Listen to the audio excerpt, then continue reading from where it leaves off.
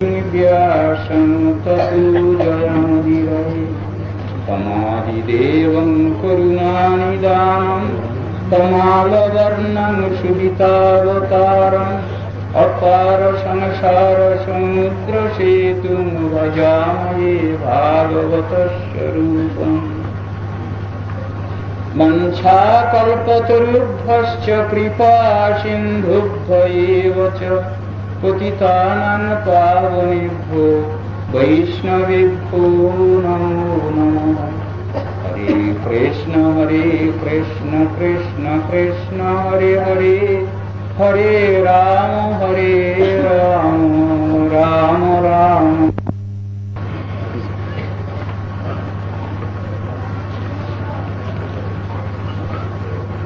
दशम स्कंध 24 अध्याय आलोचना करবার ইচ্ছে।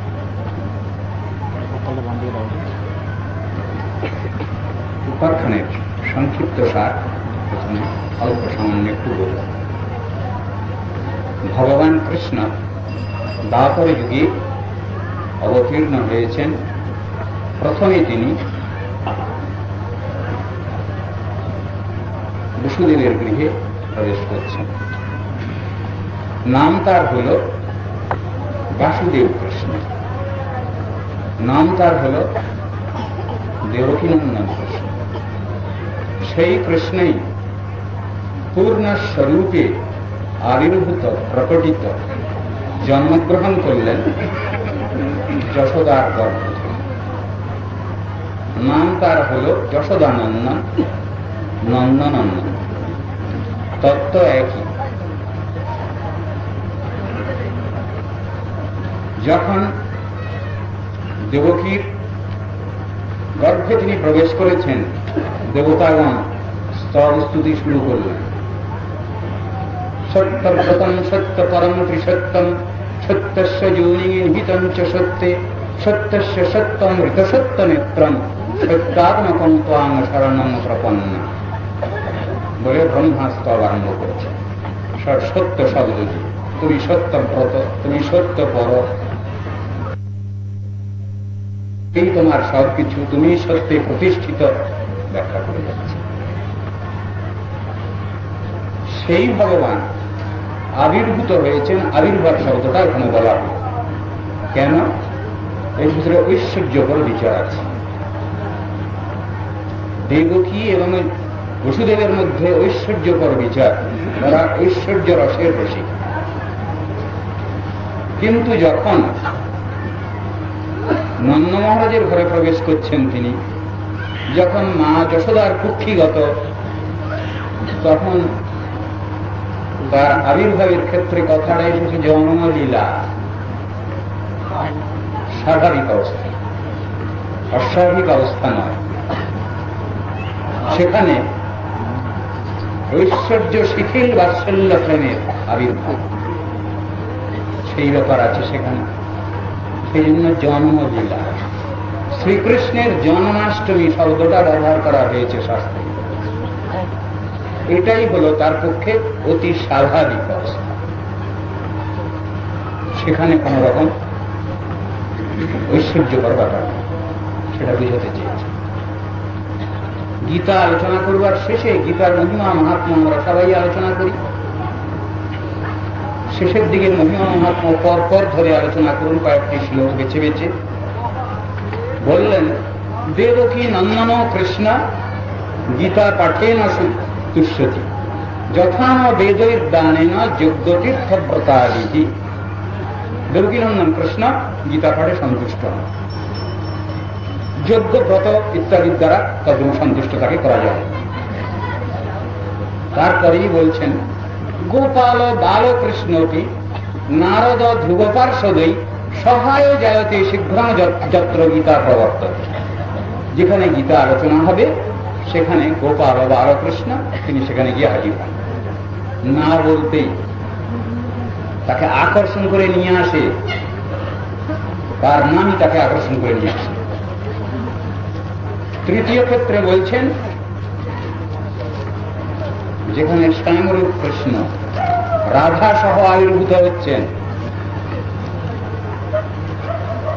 সেখানে বলছেন রাধয়া সহ, ভগবান রাধা সহ সেখানে আবির্ভূত হচ্ছে। যত্র গীতা বিচারশ্চ পঠনং পাঠনং কথা মুদতে তত্র শ্রীকৃষ্ণ ভগবান রাধয়া সহ। পরপর স্টেজ ব্যাখ্যা করছে। প্রথমে ঐশ্বর্যকর বিগ্রহ জানা যাচ্ছেন, পরে বাৎসল্য রসের অধিদেবতা যাচ্ছেন, পরে পূর্ণ মধুর রসাস্ত্রিত যে তত্ত্ব আবির্ভূত হচ্ছে। ঠিক এইভাবে তত্ত্ব দর্শনটা বিচার করেছে। কাল আলোচনা করতে গিয়ে প্রথমে বলেছি যে গীতার বিচার যেখানে শেষ হয়েছে, শ্রীমদ্ ভাগবতের বিচার সেখান থেকে আরম্ভ। ব্যাপারটা কি? গীতা শিক্ষা দিচ্ছেন আত্মসমর্পণ, পূর্ণ শরণাগতি, ফুল সারেন্ডার শিক্ষা দিচ্ছেন। সেই আত্মসমর্পণটা কিভাবে কত প্রকারে হতে পারে ভাগবতের বিচার সেখান থেকে আরম্ভ হচ্ছে। অর্থাৎ শান্ত, দাস্য, সখ্য, বাৎসল্য, মধুর, এই পঞ্চমুখ্য রস, হাস্য, করুণ, রৌদ্র, অদ্ভুত, ভয়ানক, বিভৎসাদি যে গৌণ রস, এই দ্বাদশ রসের অধিদেবতা ভগবান কৃষ্ণ। কিন্তু সর্বোপরি যে রস সেটা হল মধুর রস।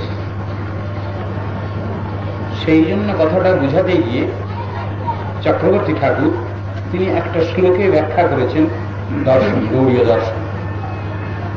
চৈতন্য মহাপ্রভুর বিচারধারা, গৌর নিত্যানন্দের বিচারধারা ব্যাখ্যা করেছেন সেটা চক্রবর্তী বাদ। আরাধ্য ভগবান ব্রজেশতনয় স্তব্ধাম বৃন্দাবন রণ্যা কাচিদুপাসনা ব্রজবধূ বর্গেণ যা কল্পিতা শ্রীমদ ভাগবতম প্রমাণমলম প্রেমাপুমর্থো মহান শ্রীচৈতন্য মহাপ্রভুর মতমিদম তত্রাদরো মাত্র বলে দিচ্ছেন। ব্রজেন্দ্রনন্দন শ্রীকৃষ্ণই আমাদের মূল আরাধ্য বস্তু। বৃন্দাবনী হল তার ধাম, তদ্রূপ বৈভব তার ধাম। যেভাবে ব্রজগোপীগণ রাধা গোবিন্দের উপাসনা করেছেন সেই তরিকাই হল শ্রেষ্ঠ ভজনের তরিকা। প্রেম হচ্ছে পরম পুরুষার্থ। শ্রীমদ ভাগবত হল সেই প্রমাণ শিরোমণি গ্রন্থ, গ্রন্থরাজ, গ্রন্থ চক্রবর্তী। সমগ্র শাস্ত্রের সারাংশার এই ভাগবতের মধ্যে নিহিত আছে। যদি বুঝতে হয় বেদকে, ভাগবত আলোচনা করতে হবে। যদি বুঝতে হয় রামায়ণ মহাভারতকে, বুঝতে হবে আলোচনা করতে হবে ভাগবতকে। যদি গায়ত্রীর অর্থ বুঝতে হয় তাহলে আলোচনা করতে হবে, অনুশীলন করতে হবে ভাগবত। সেই কথা বলা হয়। সর্ববেদান্ত সারঙ্গী শ্রীমদ ভাগবতম ইষ্যতি। অর্থয়ম ব্রহ্মসূত্রাণাম, ব্রহ্মসূত্র বেদান্ত দর্শনের অর্থ নির্ণায়ক গ্রন্থ ভাগবত। ভারতার্থ বিনির্ণয়। মহাভারতের যদি তাৎপর্য যদি বুঝতে হয় তাহলে ভাগবত আলোচনা করতে হবে। গায়ত্রী ভাষ্যরূপ, গায়ত্রী ভাষ্যস্বরূপ এই ভাগবত। তাই গায়ত্রী দিয়েই আরম্ভ হয়েছে ভাগবত। সত্যং পরম ধীমহি, এই দিয়ে ভাগবতের শুভ সূচনা বলছেন। তাকে বলে ভাগবত। স্বাদু স্বাদু পদে পদে, অষ্ঠিবলকল নাই। এই অমৃতস্বরূপ যে প্রপক্ষ ফল, এর অষ্ঠিবলকল নেই, সবটাই পূর্ণ রসস্বরূপ। তাকে বলে ভাগবত। তো ভগবান যে জগতে আবির্ভূত হয়েছেন, তার শ্রীনাম, তার রূপ, তার গুণ, তার লীলা কথা পরম উপাদেয়। এর থেকে ভালো জিনিস তো আর কিছু হতে পারে না। সুখদেব পরীক্ষিত রাজের কাছে সেই কথাই বর্ণনা করছেন, যেটা শুনলে পরে শোক মোহ ভয়াবহা, প্রাকৃত শোক দূরে যাবে, মোহ অপগত হবে, ভয় চলে যাবে। সব থেকে বড় ভয় কি? মৃত্যু ভয়। জগতে বহু রকম ভয় আমাদের রয়েছে, কিন্তু সব থেকে বড় ভয় কি? মৃত্যু ভয়। বলছেন মানুষ মৃত্যুঞ্জয় হতে পারে যদি এই ভগবানের গুণানুবাদ লীলা কথা যদি অনুশীলন করে, সব ভয় কেটে যায়। স্বল্পম অপ্যস্য ধর্মস্য ত্রায়তে মহত ভয়াত। মহান ভয়, তা মৃত্যু ভয় হল সব থেকে বড় ভয়। ঠিক এই একই কথা ভাগবতের মধ্যেও বলা আছে একাদশ স্কন্ধে, যেখানে প্রশ্ন করছেন বসুদেবের ঘরে দ্বারকায় নারদ ঋষি গিয়ে হাজির হয়েছে। বসুদেব সব কাজ ফেলে ঠেলে দিয়ে নারদ ঋষির কাছে এসে বসেছেন আর বলছেন, আপনি দয়া করে আমার গৃহে এসেছেন, আমার গৃহ পবিত্র হয়েছে, আমি পরিশুদ্ধ হয়েছি, আমাদের ভাগ্য সুপ্রসন্ন। ব্রহ্মস্তথাপি পৃচ্ছাম ধর্মান ভাগবতাংস্তব জন শ্রুত্বা শ্রদ্ধায়ামর্ত মুচ্যতে সর্বতো ভয়া। সর্বতো ভয় বলে বললেন এখানে। আপনি আমার গৃহে এসেছেন, আমার গৃহ পবিত্র হয়েছে, আমাদের জীবন ধন্য হয়েছে, তথাপি আমি জানতে চাচ্ছি ভাগবত ধর্ম, সনাতন ধর্ম, আত্মধর্ম কাকে বলে আমার জানা নাই। ভগবানের পিতা বসুদেব, বাসুদেবের পিতা বসুদেব, তিনি বলছেন আমি জানি না তত্ত্বদর্শন। বলুন তো তাহলে কাকে জানা বলে? ভগবানের পিতা হয়ে তিনি বলছেন আমি জানি না, আমার জানা নেই। জানার লক্ষণ এটা। একে কি বলবো? একে বলা হয় দৈন্য, স্বভাবশীল দৈন্য। যিনি সব তত্ত্ব যিনি শুনে বসে বুঝে বসে আছেন, তার ঘরে না ভগবান আবির্ভূত হচ্ছেন। বিশুদ্ধ সত্যে যার অবস্থিতি তিনি হলেন বসুদেব। সত্যং বিশুদ্ধং বসুদেব শব্দিতম। তিনি বলছেন আমি কিছু জানি না, বুঝি না। আশ্চর্যের কথা। জানতে চাইছেন কি? যে সনাতন ধর্ম অনুশীলন করলে, যে ভাগবত ধর্ম অনুশীলন করলে, যে আত্মধর্ম অনুশীলন করলে মানুষ মৃত্যুঞ্জয়ী হতে পারে, সেই ধর্মের কথা আলোচনা করব। ধর্ম বলতে গেলে তো বহু কথা। ঋষিগণ যে ধর্মের কথা উপদেশ করেছেন শাস্ত্রে, সেটা কি ধর্ম? সেটা কি দেহ ধর্ম? সেটা কি মনোধর্ম? না সেটা আত্মধর্ম? আত্মধর্মের কথা শাস্ত্রে বিবৃত হচ্ছে। কে আলোচনা করবেন? দেহধারী মনুষ্য। কোন মন নিয়ে আলোচনা করবেন? সে মনটাও আত্মার অনুগত মন হওয়া চাই, তাহলে তো হবে না। গীতা কি বললেন? ইন্দ্রিয়ানি পরান্নাহুর ইন্দ্রিয়েভ্য পরাং মনা মনসস্তু পরাবুদ্ধের বুদ্ধের যা পরাতস্তু। সব আত্মতত্ত্ব ব্যাখ্যা করছেন। আত্মার অবস্থান কোথায়? বুদ্ধের যা পরাতস্তু। সব ভগবত বিষয় যে বুদ্ধি, সে বুদ্ধির দ্বারা আত্মতত্ত্ব অবগত হওয়া যায়। সুতরাং আত্মার স্থান আর উপরে।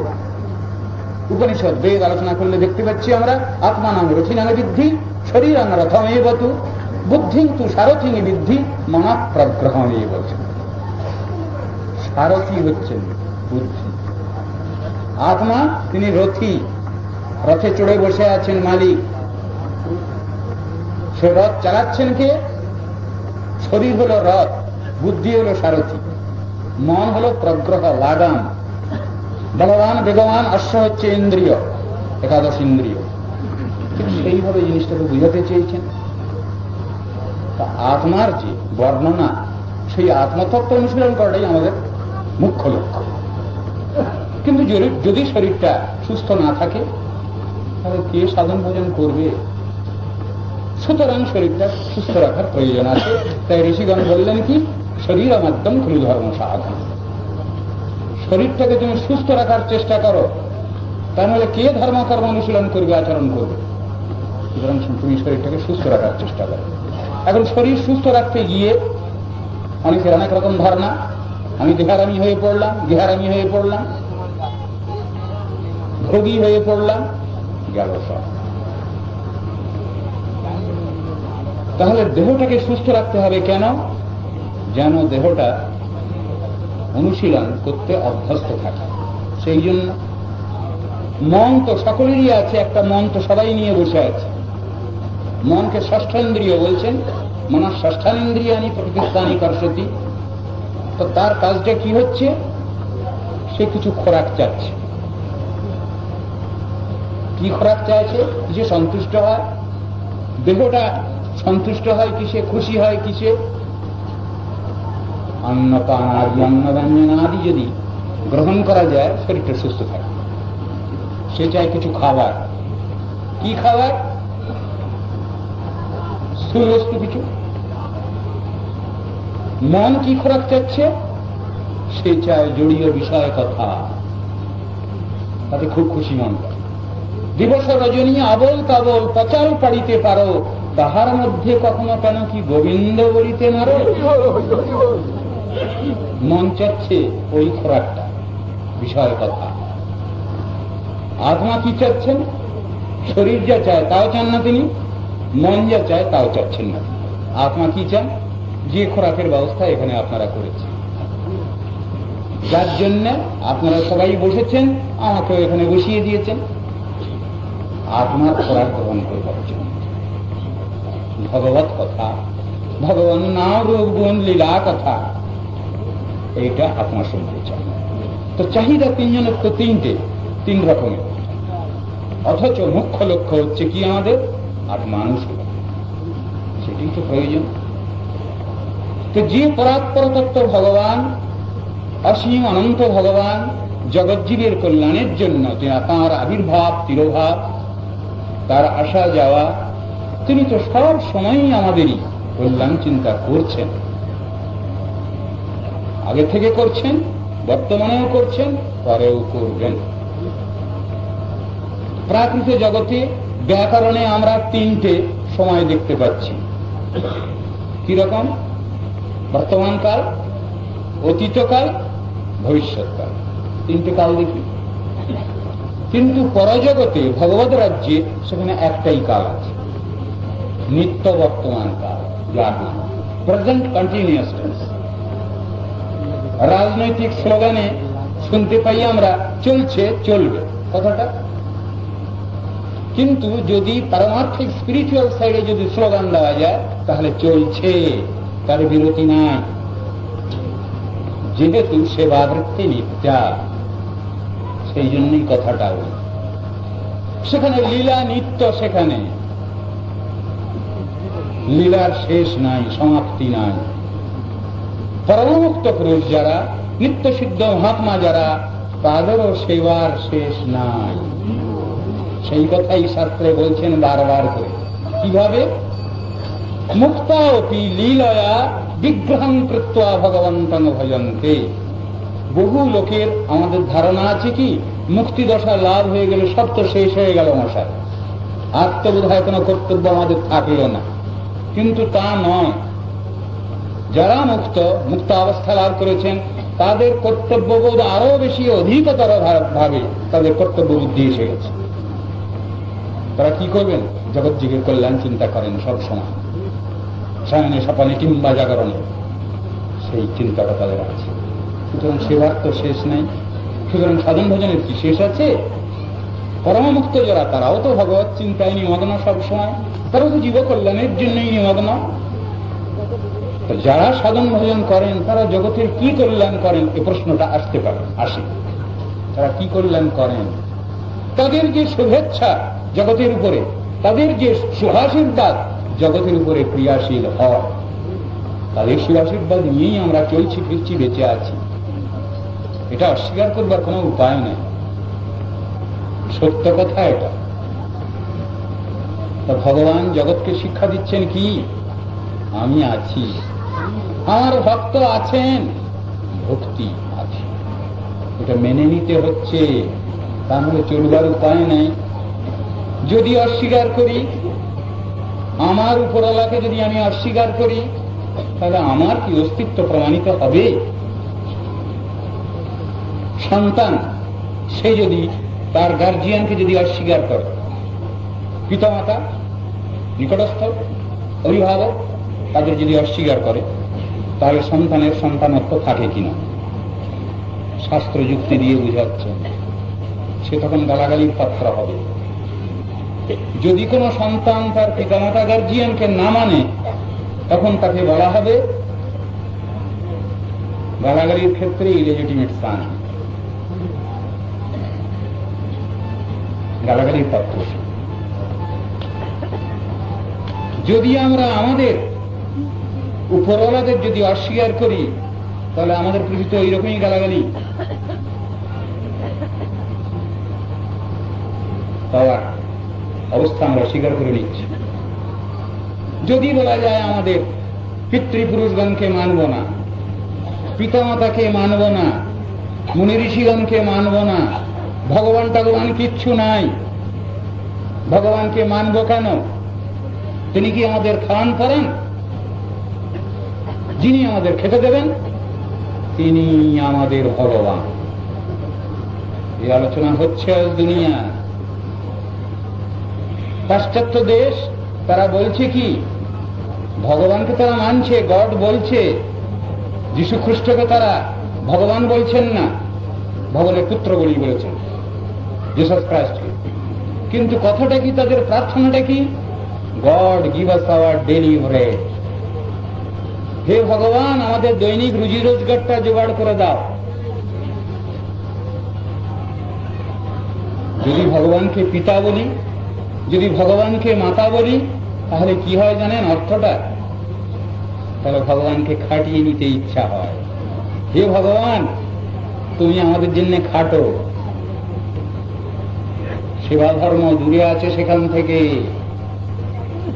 কেন না, ইহ জগতে ইহ সংসারে পিতা হলেন সব থেকে শ্রেষ্ঠ চাকর, আর মাতা হলেন সব থেকে শ্রেষ্ঠ চাকরানী এই দুনিয়ায়, সংসারে, সমাজ। ভগবানকে যখন পিতামাতা বলতে যাই তখন ওই জাতীয় এটা আরোপ করা হয়ে যায়, আমি তোমার সেবা করব না, তুমি আমার সেবা করো। আর্য ঋষিগণ খুব সুন্দর বিচার করলেন, তা হবে না, ওর থেকে শ্রেষ্ঠ বিচার আছে। অর্জুন গীতার মধ্যে বলছেন, পিতাসি লোকস্য চরাচরস্য তমস্য পূজ্যস্য গুরুর গরীয়ান বললেন। কৃষ্ণ নিজেও বলছেন, পিতাহমস্য জগতো মাতা ভাতা পিতামহ ভেদ্যম পবিত্রমঙ্কার রিক্সামজুজুরেবচ বলে যাচ্ছেন। কিন্তু শিক্ষার বিষয় হচ্ছে এই যে ওইভাবে দ্বারা ভগবানকে সেবা ঠিক করা যায় না। সেবামুখী বৃত্তিটা লাভ করতে গেলে দাস্যভাবের প্রয়োজন হয়, তাহলে হবে না। কি কথাটা বলতে চাচ্ছি? চৈতন্য ভাগবতকার বৃন্দাবন দাস ঠাকুর বলছেন, সংসারের পার হই ভক্তির সাগরে, যে ডুবিবে সে বুঝুক আমার নিতাই চাঁদেরে। আমার প্রভু প্রভু শ্রী গৌর সুন্দর, এই বড় ভরসা চিত্তে ধরি নিরন্তর। তা আমার প্রভুর প্রভু শ্রী গৌর সুন্দর, আনুগত্য ধর্ম। গুরু শিক্ষা দিচ্ছেন কি? পরম আরাধ্য তত্ত্ব বলেন ভগবান। সেই শিক্ষাই তো গুরুতত্ত্ব দিচ্ছেন, গুরু নিত্যানন্দ সেই শিক্ষাই দিচ্ছেন জগৎকে। আবার কি বলছেন? এক মহাপ্রভু আর প্রভু দুইজন, দুই প্রভু সেবে মহাপ্রভুর চরণ। কিন্তু নিত্যানন্দ তত্ত্ব কি? বিষ্ণু তত্ত্ব। তো অদ্বৈত তত্ত্ব মহাবিষ্ণুর অবতার, তারা ভাগবত তত্ত্ব। অথচ দুজনেই দাস্যভাব প্রকাশ করছেন উপরওয়ালার সেবা করবার জন্য। জগতের শিক্ষা, এই শিক্ষাটা কি করে পাওয়া যাবে? দাস্যভাবে শিক্ষাটা আসে, অন্যথা আসবে না। সবাই যদি আমরা প্রভু হয়ে যাই, মালিক হয়ে যাই, তাহলে অধীন ব্যক্তি কে হবে? সব বললাম সব ব্রহ্ম, সবই ব্রহ্ম মশাই, আমরা সব ব্রহ্মের দল বসে আছি। তো এখানে যদি সব ব্রহ্ম আপনারা বসে আছেন, তাহলে কে কার দুঃখ কথা শুনবেন আর কে কাকে দুঃখের কথা নিবেদন করবেন? বলুন, হবে না। অনুভূতি কোথায়? দুঃখ কষ্ট যিনি অনুভব করবেন সে ব্যক্তি তো চাই। সুতরাং ও কথা বললে হবে না, সে বিচারে সবাই সমান নয়। বিচারটা কি? সবাই জীবাত্মা এখানে বসে আছেন, শত শত সহস্র জীবাত্মা এখানে বসে আছেন। এ কথাটা সত্য, ঠিক কথা। কিন্তু যদি বলি সবই ভগবান, তাহলে ভগবান শব্দের তো একটা আলাদা অর্থ আছে। কি হবে তা? ভুল হয়ে গেল। জীব ভগবান, জীব দুটো কথা। ভগবানের ভগবত্তা সর্বত্র স্বীকৃত, সর্বদা স্বীকৃত। কিরকম? উদাহরণ দিয়ে শাস্ত্রে বুঝালেন। সমুদ্র, সমুদ্রের তরঙ্গ, অগ্নি, অগ্নির দাহিকা শক্তি, সূর্য, সূর্যের কিরণ। এই কিরণ স্থানীয় হচ্ছেন জীবাত্মা এবং সূর্য হচ্ছেন, চিৎ সূর্য হলেন সেই ভগবান, প্রেমময় ভগবান। অগ্নির স্বরূপ ভগবান, অগ্নির দাহিকা শক্তি হল জীবাত্মা। সমুদ্র, বৃহৎ সমুদ্র হচ্ছেন ভগবান, বৃহৎ চৈতন্য ভগবান, আর তার ঢেউ তরঙ্গ হল জীবাত্মা। উদাহরণ দিয়ে বোঝানো হয়েছে। ঢেউগুলো, তরঙ্গগুলো কখনো দাবি করতে পারে না আমরা সমুদ্র, কিন্তু সমুদ্র যদি বলেন হ্যাঁ ঢেউ আমারই, তরঙ্গ আমারই, ঠিক আছে কথা। আধার আধিয় তত্ত্ব ব্যাখ্যা করলেন শাস্ত্রে। তরঙ্গের সমুদ্র নহে, সমুদ্রের তরঙ্গ। কিরণের সূর্য নহে, সূর্যের কিরণ। আধার আধিয় তত্ত্ব ব্যাখ্যা করলেন শাস্ত্রে। তাই উদাহরণ দিয়ে বোঝানো হয়েছে, যথা সমুদ্রে বহবস্তরঙ্গা তথা ব্রহ্মণি ভূরি জীবা ভবেৎ তরঙ্গ ন কদাচিৎ অবধি তং ব্রহ্ম কস্মাৎ ভবিতাসি জীব। সুতরাং হে জীব, তুমি কেন ব্রহ্ম হতে চাচ্ছ? তুমি কেন ব্রহ্ম হতে সারতে চাচ্ছ? হবে না, হবে কোনদিন? একটা কাক, সে ময়ূরের পাখা টাকা লাগিয়ে ময়ূরের দলে মিশতে গিয়েছিল, বাচ্চাদের পড়ানো হয়। ও ঠুকরে ঠুকরে সব পাখাগুলো সব ফেলে দিল, এমনকি তার অরিজিনাল যে পাখাগুলো ছিল কাকের তাও পড়ে গেল সব, একটা মাংসপিণ্ড। যখন সে কাকের দলে আবার মিশতে আসছে, তখন সে আর সেখানে মিশতে পারছে না, তার একুলো গেল ওকুলো গেল। হবে কি? একটা কাককে যদি সাজিয়ে দেওয়া যায় ময়ূরের মতো করে, কাক কি ময়ূর হবে কোনোদিন? হবে না। কিন্তু শাস্ত্রের উদাহরণ দিয়ে বোঝানো হয়েছে, কাকস্য চঞ্চু যদি স্বর্ণ যুক্তা মানিক্য যুক্তম চরণম চৌতস্য একৈক পক্ষে গজরাজ মুক্তা তথাপি কাক নচরাজ হংস। তথাপি কাক কোনদিন রাজহংস হতে পারবে না, কাক কাকই থাকবে। শাস্ত্রের উদাহরণ দিয়ে জিনিসগুলো সব বোঝানো হয়েছে তত্ত্ব দর্শন দ্বারা। ভগবান চিরদিনই ভগবান আছেন, ভক্ত চিরদিনই ভক্তত্ব বজায় রাখছেন। এই সম্পর্ক মধুর সম্পর্ক, নিত্য সম্পর্ক শাস্ত্রে বলছেন। তো সেই যে প্রেমময় ভগবান জগতে আসছেন তার বিচারধারা জগৎকে শিক্ষা দেওয়ার জন্য। আমরা তো ওটা বুঝি না, কিন্তু এই বিচার যদি না বুঝি তাহলে তো আমাদের সাধন ভোজন কিছু হবে না। যদি ভালো এবং মন্দ এ সম্বন্ধে যদি আমাদের কোনো বাস্তব ধারণা, কংক্রিট আইডিয়া যদি না থাকে, আমরা চলবো কি করে? ভাগবত বলছেন তত দুঃসঙ্গমসৃজ্য সৎসু সজ্জিত বুদ্ধিমান। দুঃসঙ্গ পরিত্যাগ করো, সৎসঙ্গ গ্রহণ করো। এখন কোনটা দুঃসঙ্গ এবং কোনটা সৎসঙ্গ এটা যদি জানা না থাকে আমি কি করে নেবো, কি করে ছাড়বো? সুতরাং আমাকে ওটা শিখতে হবে। সেই কথাই বলা আছে শাস্ত্রে। কিভাবে গ্রহণ করবো আর কিভাবে ছাড়বো ওটা তরিকাটা আমায় শিখতে হবে। শাস্ত্র আলোচনা করতে গেলে দুই ভাবে শাস্ত্র আলোচনা। যত শাস্ত্র, বেদ, বেদান্ত, উপনিষদ, গীতা, ভাগবত, রামায়ণ, মহাভারত, যত শাস্ত্র আছে সব শাস্ত্রতে ভগবত তত্ত্ব ব্যাখ্যা করা হয়েছে দুই ভাবে, বুঝানো হয়েছে দুই ভাবে। একটা হলো অন্যায় মুখে, একটা হলো ব্যতিরেক মুখে। ব্যতিরেকটা কি? এটা করো না, এটা করো না, এটা করলে খারাপ হবে, এটা করলে অমঙ্গল হবে, বলা হবে। আর অন্যায় মুখে এইটা এইটা করো, এইটা এইটা আলোচনা করো, এইটা এইটা অনুসরণ করো, তোমার কল্যাণ হবে। এই দুই ভাবে বুঝানো হবে, অন্যায় এবং ব্যতিরেক ভাবে। তা না হলে হচ্ছে না, তত্ত্ব দর্শনে মিলবে না। কাল যে কথার অবতারণা করেছিলাম অন্যায় এবং ব্যতিরেক, এই দুটো দিকই রয়েছে আমার শাস্ত্র আলোচনা করবার। কাল আলোচনা করেছিলাম যে কৃষ্ণদ্বৈপায়ন বেদব্যাস তিনি চতুশ্লোকী ভাগবত উপদেশ পেলেন তার গুরু নারদ ঋষির কাছ থেকে। তারই শেষ শ্লোকের মধ্যে আছে এটা, এতাবদেব জিজ্ঞাস্যম তত্ত্ব জিজ্ঞাসুনা আত্মনা অন্যায় ব্যতিরেকাভ্যাম যৎসৎ সর্বত্র সর্বদা। অন্যায় ব্যতিরেক মুখে শাস্ত্র আলোচনা করো, তবে সে আলোচনা সর্বাঙ্গ সুন্দর হবে। অর্থাৎ মেরিটস ডিমেরিটস দুটো পাশাপাশি রাখতে হবে, ভালো মন্দ দুটো বিচার করতে হবে। খারাপটা জেনে সেটাকে পরিত্যাগ করো, সব যেটা সেটাকে জেনে তুমি সেই অনুসারে গ্রহণ করো, সেই কথা বলা আছে। গীতার মধ্যে কি হলো? সদ্ভাবে সাধুভাবে চ সদিত্তে তৎপ্রযুজ্যতে প্রশস্তে কারণী তথা সৎশব্দ পার্থ যুজ্যতে যজ্ঞে তপসিদানে চ স্থিতি সদিতি চোচ্যতে কর্মচৈব তদর্থীয়ম সদিত্তে বা বিধীয়তে। এই সৎ শব্দ দিয়ে দিয়ে বুঝালেন। সৎ কাকে বলা হয়? সৎ মানে নিত্য বস্তু, অসৎ মানে অনিত্য বস্তু। এই তো গীতা ভাগবতেই মনে করেছেন। যদি পৃথিবীটা যদি অসৎ হয়, ভগবান যদি অসৎ স্বরূপ হন, তাহলে তার থেকে সতের আবির্ভাব কি করে সম্ভাবনা হতে পারে না? তো কি করে হবে?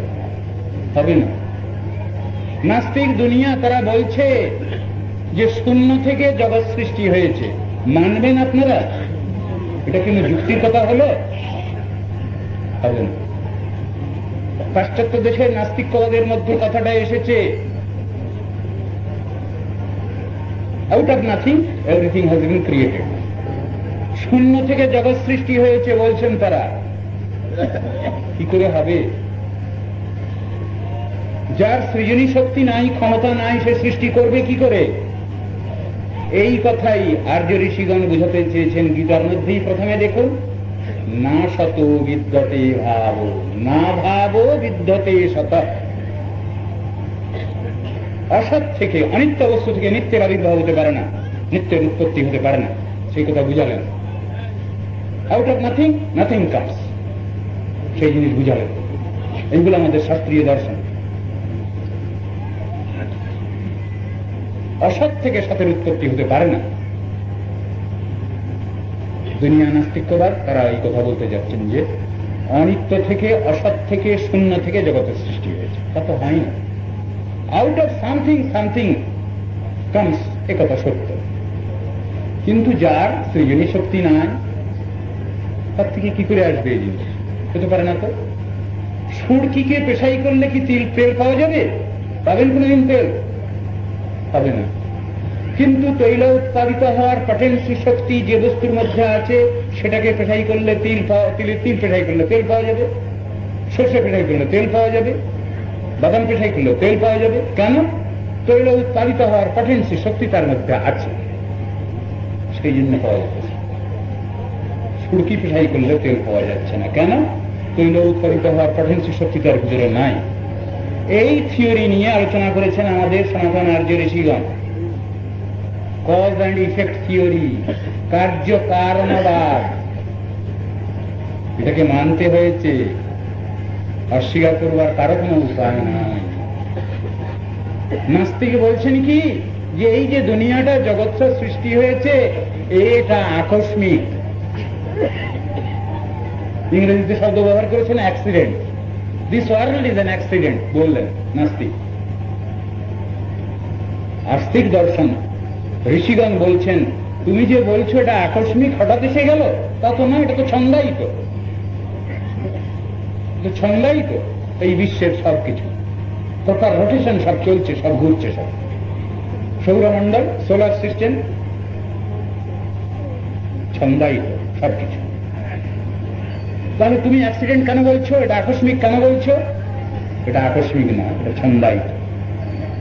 সেই জন্য আস্তিক্য দর্শনে তো তার উত্তর দেওয়া আছে।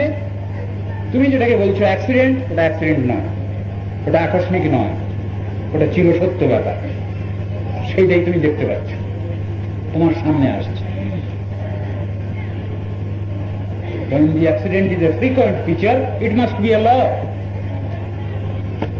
কখনো সখনো যে ঘটনা ঘটে তাকেই তো আমরা বলি আকস্মিক, তাকেই তো বলি আমরা অ্যাক্সিডেন্ট। কিন্তু যেটা সবসময় ঘটছে, রেকারেন্স সবসময় ঘটছে, তাকে আমরা আকস্মিক বলবো কেন? ছন্দায়িত সেটা। আস্তিক্য দর্শনে এইভাবে তার প্রতিবাদ করেছে। তো ভগবান সত্তায়, সর্বসত্তা নিয়ে বসে আছেন যিনি, তিনি হলেন ভগবান, তাই নয় কি? ভগবান কাকে বলা হবে? ঐশ্বর্যস্য সমগ্রস্য বীর্যস্য যশস্ত্রিয় জ্ঞান বৈরাগ্যশ্চৈব সন্ন্যাং ভগ ইতি মনা। ষড়ৈশ্বর্যপূর্ণ যে তত্ত্ব, তিনি হলেন ভগবান। তার কোনো খাদ নেই যেখানে কিছু ভরে দেওয়া যাবে খাদ, তার কোনো অভাব নাই যে ভগবানের কিছু অভাব মোচন করা যাবে। আপনারা এই জাতীয় বিচার এই ভাগবতের মধ্যেই পাবেন, এই দশম স্কন্ধের মধ্যেই, অষ্টম অধ্যায়ের ভিতরে আছে, যেখানে গর্গ ঋষি যাচ্ছেন নামকরণের জন্য কৃষ্ণের এবং বলদেবের নামকরণের জন্য যাচ্ছেন নন্দালয়ে। নন্দ মহারাজ আসুন আসুন, বসুন বসুন, স্বাগত সম্ভাষণ জানাচ্ছেন। বলছেন তিনি, কৃষ্ণের পিতা হয়ে বলছেন তিনি, আপনি এসেছেন কি করে, আপনার আদর যত্ন করতে হয় জানা নেই আমার, কি করে আপনাকে সন্তুষ্ট করা যায় জানি না। সাধু মহাজন্মন ভক্তগণ যারা আছেন জানি তারা তো ভগবানকে নিয়ে বসে আছেন হাতের মুঠোর মধ্যে, হস্তামলা। আপনি এসেছেন কি করে যে আপনাকে খুশি করবো, সন্তুষ্ট করবো আমার জানা নেই। ভগবান আপনাদের গোলামি করছেন, ভক্তবৎসল ভগবান আপনাদের অধীন। বলছেন অহং ভক্ত পরাধীন কি অস্বতন্ত্র ইবদ্দিজ, আমি ভক্তের অধীন, আমি স্বতন্ত্র ভগবান, সর্বতন্ত্র স্বতন্ত্র ভগবান আমি, কিন্তু আমি ভক্ত পরাধীন, ভক্তির অধীন, এই কথা বলছেন ভগবান। তো সেই যে বস্তু আপনি এসেছেন, আপনাকে কি করে সন্তুষ্ট করবো আমার জানা নেই। তিনি চিন্তা করছেন কি করে গর্গ ঋষির সেবা করা যাবে, কি করে তিনি সন্তুষ্ট হবে। তো বলছেন কি সেখানে, আমার কিছু নাই, আপনি তো সব ভগবানকে দিয়ে দিয়েছেন, তাই ভগবান আপনার ঘরে এসেছেন, আমার তো কিছুই নেই দেওয়ার, আমি কি দেব। সেখানে স্তব করেছেন একটা, রত্নাকর স্তব গৃহং গৃহিণী চ পদমা দেয়ং কিমস্তি ভবতে পুরুষোত্তমা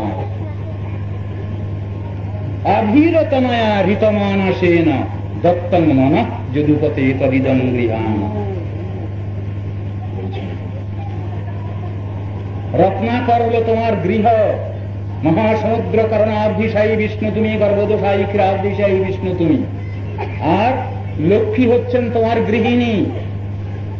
তার সামান্য কটাক্ষ লাভের জন্য দুনিয়ার লোক সব লক্ষ্মী পূজা করছেন, লক্ষ্মীর আরাধনা করছেন, যদিও সেই লক্ষ্মীর আরাধনা হয় প্রায় কর্ণালীকে বাদ দিয়ে। ভগবান কি সে পূজা গ্রহণ করেন? শ্রীজি কি পূজা গ্রহণ করবেন নারায়ণকে বাদ দিয়ে? না নারায়ণ তার শক্তিকে বাদ দিয়ে পূজা গ্রহণ করবেন?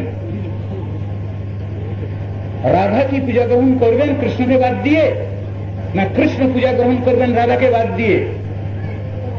এসব নিয়ে প্রশ্ন রয়েছে শাস্ত্রে। যুগপথ মানতে হবে, শক্তি শক্তিমতোরা ভেদ, শক্তি এবং শক্তিমান তত্ত্ব নিয়ে শাস্ত্র বিচার করলেন। শক্তিমান তত্ত্ব হলেন মূল, কিন্তু শক্তি শক্তিমতোর অভেদ বেদান্ত দর্শন এটা বললেও রাধাকৃষ্ণ ঐছে দুই একই স্বরূপ, লীলারস আস্বাদিতে ধরে দুই রূপ, একমেব সচ্চিদানন্দ রসাদি রূপম তত্ত্বম দ্বিধা আবির্ভূতম। এক তত্ত্ব দ্বিধা বিভক্ত হয়েছেন লীলা বিলাসের জন্য, শক্তি এবং শক্তিমান রূপে দুই ভাগ। তত্ত্ব দর্শনটাই তখন কাকে মানি আর কাকে ছাড়ি, এই দুইকেই যুগপথ মানতে হবে, শক্তি এবং শক্তিমানকে। আমি শিব ঠাকুরকে মানি, শিবানীকে মানি না, শিবকে মানা হলো না। আমি শিবানীকে মানি, শিব ঠাকুরকে মানি না, মানা হলো না শিবানী। তত্ত্বদর্শনই হল, সবগুলোতে নিয়ে শাস্ত্রে আলোচনা করছেন। আমরা উল্টে পাল্টে দিলে হবে না, সব থিওরি ভুল হয়ে যাবে, অঙ্ক মিলবে না। প্রসিডিওর ধরে অঙ্ক না কষলে, ফর্মুলা ধরে অঙ্ক না কষলে যাওয়ার অঙ্ক মিলবে না। একে বলে তত্ত্ব সিদ্ধান্ত, একে বলে তত্ত্ব বিচার। তো সেই অধ্যায়টা ধরেছি ওইটা আলোচনা করবার জন্য, যদিও এর ভিতরে আখ্যান উপাখ্যান আছে। উপাখ্যানটা কি? ভগবান কৃষ্ণ দ্বাপর যুগে এসেছেন নন্দালয়ে। আচ্ছা, ভগবানের কি কোনো জাতিপাতি আছে? চিন্তা করুন তো। না, তিনি সবটার ঊর্ধ্বে। কাল বলেছি ভগবান মায়াতীত, লোকাতীত, ত্রিগুণাতীত, আজ বলছি তিনি জাতিপাতিরও অতীত। ভগবানকে যে বলা হচ্ছে নিরাকার মানে কি? একটু ব্যাখ্যা ভালো দিলে ভালো। নিরাকার কেন বলা হবে? দেখো, প্রাকৃত কোনো আকার তার নাই। কিন্তু অপ্রাকৃত আকার যে আছে সে আকারটা কি? দিব্যজ মুরলীধর শ্যাম সুন্দর রূপ তার, সেই কথাই শাস্ত্রে বর্ণনা আছে। জ্যোতির অভ্যন্তরে রূপম অতুলম শ্যাম সুন্দরম দ্বিভুজম শ্যাম সুন্দরম পরম ব্রহ্মণর আকৃতি, এই সমস্ত কথাগুলো রয়েছে বেদে উপনিষদে আছে। তাহলে ভগবানের একটা নির্দিষ্ট আকারও আছে, কিন্তু নিরাকার শব্দের অর্থ হচ্ছে কি? প্রাকৃত কোনো আকার তার নেই, অপ্রাকৃত আকার আনতে, সেই কথা বলা হলো শাস্ত্রে। জলকে যে কোনো পাত্রে রাখা যাবে, সেই আকার গ্রহণ করে সে জল। তো ভগবান যে কোনো মূর্তি ধারণ করতে পারেন, যখন খুশি তার ভগবত্ব তিনি বজায় রাখতে পারেন। নিরাকারত্বের এটা একটা উদাহরণ। কিরকম? সেই ভগবান মৎস্যকুলে আবির্ভূত হলেন, সেই ভগবান কুর্মকুলে আবির্ভূত হলেন, সেই ভগবান বরাহকুলে আবির্ভূত হলেন, সেই ভগবান নৃসিংহ রূপে এলেন। তাতে তার কিন্তু কোনো জাতির বিচার হচ্ছে না। যেহেতু ভগবান মৎস্যকুলে গেছেন, সেই জন্য সব মাছগুলোকে নিশ্চয়ই আপনারা প্রণাম করেন না। যেহেতু ভগবান কুর্মকুলে জন্মগ্রহণ করেছেন, কুর্মাবতার ভগবান, আমরা প্রণাম করি সেই কুর্মাবতার ভগবানকে, আমরা সেই বরাহরূপী ভগবানকেই প্রণাম করি। কিন্তু রাস্তায় ঘুত ঘুত করে বেড়াচ্ছে যত, তাদের নিশ্চয়ই প্রণাম করছেন। এতে কি ভগবানের ভগবত্তার হানি হয়? হয় না। ভগবান যে কোনো কুলে যাবেন, যে কোনো আকারে যাবেন, তার ভগবত্তার হানি হবে, নষ্ট হবে, সেই কথা শিক্ষা দিয়েছেন এখানে। ভগবানকে বলা হচ্ছে অরূপ, আবার পাশাপাশি বলা হয়েছে স্বরূপ, দুটোই বলা হলো পাশাপাশি। সেটা শাস্ত্রের উদাহরণ দিয়ে বোঝানো হয়েছে। কিরকম?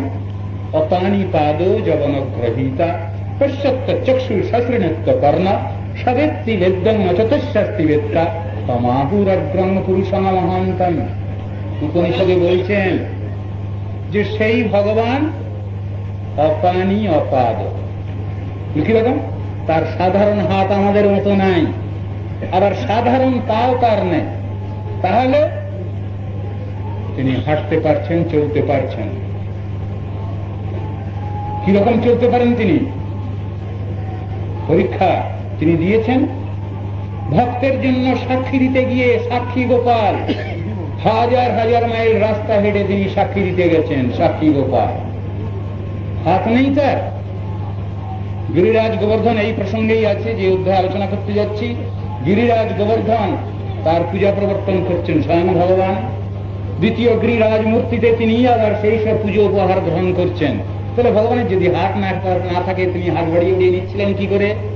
সেই পুজো উপহার দ্রব্য সামগ্রী কি করে নিচ্ছিলেন? তাহলে তার হাতও আছে, পাও আছে।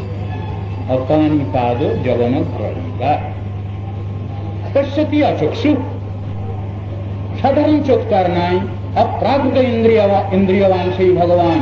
অনন্ত বিশ্বে কোথায় কি হচ্ছে সব তার দৃষ্টির মধ্যে আছে। শাস্ত্রীনতি অকর্ণ, সাধারণ কান তার নাই, কিন্তু দুনিয়ার সব খবর তিনি রাখেন।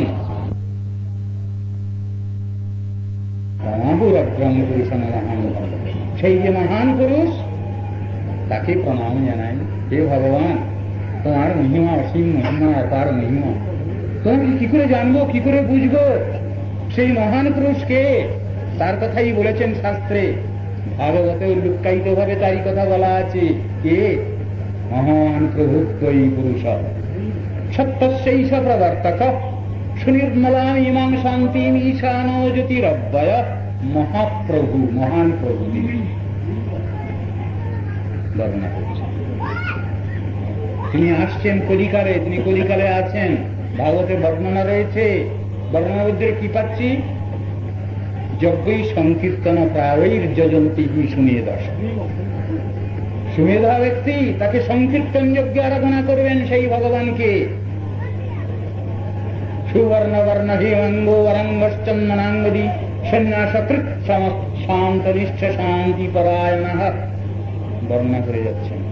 আসন বর্ণাস্ত্রয়োজস্য গৃহ্ণত অনুযুগমতন শুক্ল রক্তস্তথাপিত ইদানীং কৃষ্ণতান্ডত। শাস্ত্র সব বর্ণনা করে রেখেছেন, ভবিষ্যৎবাণী করে রেখেছেন।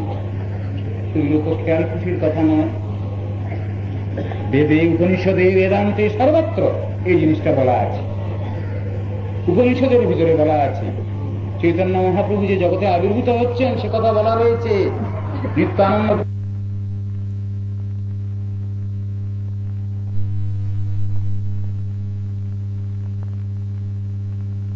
প্রজা কথানুচ্চারণ নীতি, এই কলিযুগ কি করে উদ্ধার লাভ করবে আপনি আমার দয়া করে বলুন।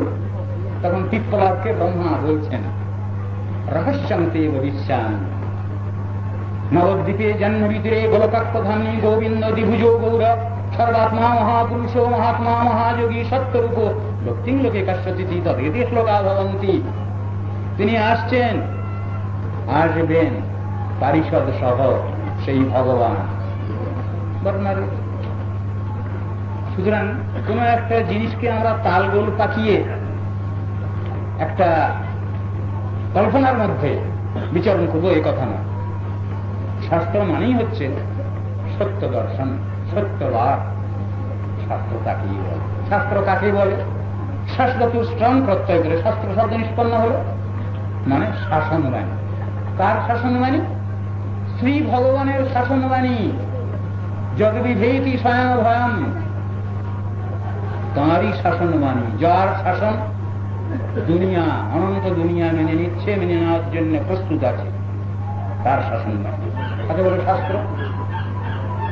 ভারত রাষ্ট্রে বাস করি আমরা, আমরা ভারতবাসী, মানতে বাধ্য আছি ভারতীয় সংবিধান। কেন? আমারই কল্যাণের জন্য, আমারই সুবিধার জন্য। আমি যদি ওটা মানি তাহলে আইনের যত সুবিধা সবগুলো আমি পাব।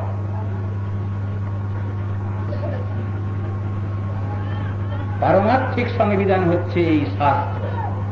গীতা ভগবতাদি শাস্ত্র হল পারমার্থিক সংবিধান, স্পিরিচুয়াল কনস্টিটিউশন। কেন মানব? শাস্ত্র যদি না মানি তাহলে আমার অস্তিত্ব সংরক্ষণ করা মুশকিল হয়ে যাবে। সেই জন্য মানতে হচ্ছে, আগে আমাকে বাঁচাবার জন্য। তারপরে শাস্ত্র, ভগবান, ধর্ম, সে কথা পৃথক। তার প্রতি শ্রদ্ধা ভক্তির আরোপ করা সে তো পৃথক জিনিস। আগে আমারই অস্তিত্ব বিপন্ন হবে যদি আমি না মানি। কেন মানব শাস্ত্র? কেন মানব ধর্ম? কেন মানব ভগবান? আমার অস্তিত্ব সংরক্ষণের জন্য। তা নাহলে আমি নো হয়, আমার কোনো পরিচয় নেই দুনিয়া। পাশ্চাত্য দেশে নিয়ম আছে,